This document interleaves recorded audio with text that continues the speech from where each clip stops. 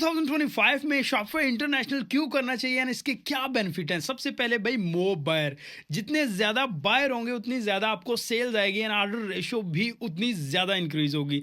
Then number two, मोर supplier. Supplier जाहिर सी बात है जितने ज़्यादा होंगे इतनी ज़्यादा आपके पास प्रोडक्ट अवेलेबिलिटी होगी। लेट्स सपोज अगर 10 प्रोडक्ट में से आपने 3 प्रोडक्ट चूज़ करनी है तो आपके पास लिमिटेड प्रोडक्ट हैं, जबकि अगर आपके पास 1000 प्रोडक्ट हैं, 2000 हैं, लाख प्रोडक्ट हैं तो उसके उससे आपका ये है कि प्रोडक्ट्स जो हैं वो सबसे ज़्यादा हो जाएंगी, इससे आपकी सेल्स भी बढ़ जाएगी। Then multiple payment method. International अगर आपने एडवांस पेमेंट, जाहिर सी बात है इंटरनेशनल में रिसीव करते हैं तो आपके पास मल्टीपल पेमेंट मेथड हैं जिस पे आप पेनियर यूज़ कर सकते हैं, वाइस, पेपल, स्ट्राइप और बहुत सारे पेमेंट मेथड आप यूज़ कर सकते हैं। Then number 4, integration. बहुत ज़्यादा ईजी इंटीग्रेशन है, आपने कंप्लीट ऑटोमेशन पे काम करना होता है। लेट्स सपोज आप एक स्टोर डिज़ाइन करते हो, आपने उसको पॉकेट सप्लायर, CJ, ड्रॉपशिप और बहुत सारे सप्लायर हैं, जेंड्रॉप है, उसके साथ जस्ट इंटीग्रेट करना है और उनकी प्रोडक्ट जो है वो आपने फ्री लिस्ट कर लेनी है। Then number 5 and most important, जाहिर सी बात है आप पैसों के लिए काम कर रहे हैं एंड प्रॉफिट के लिए कर रहे हैं।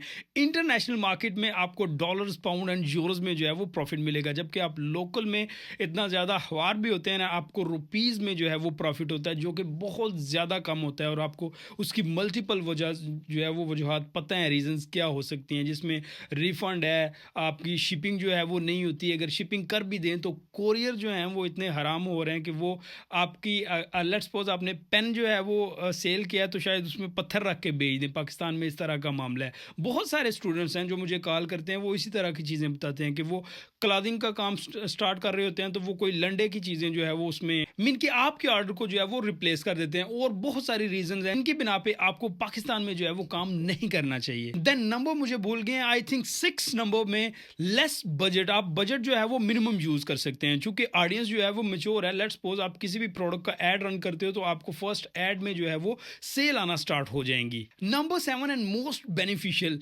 आप एक स्टोर बना के मल्टीपल मार्केट यानी कि मल्टीपल कंट्रीज को टारगेट कर सकते हैं। एक आपने स्टोर बनाया, लाइक आप पेट के रिलेटेड जो है वो स्टोर बनाते हैं, आप उसको UK एंड USA दोनों में जो है वो लॉन्च कर सकते हैं। एक ऐड रन करें, दोनों कंट्रीज को जो है वो टारगेट करें, इस तरह सेल्स भी बढ़ेगी, ऑर्डर्स भी इंक्रीज होगा एंड आपका प्रॉफिट रेशियो भी इंक्रीज हो जाएगा। आपको करना कुछ नहीं है, आपको मैंने बताया कंप्लीट जो है वो ऑटोमेशन पे काम चलता है इंटरनेशनल मार्केट में। And number 8 and last point, shipping time. देखें, शिपिंग का ऑलरेडी मैंने इशू बता दिया है जो कि पाकिस्तान में है।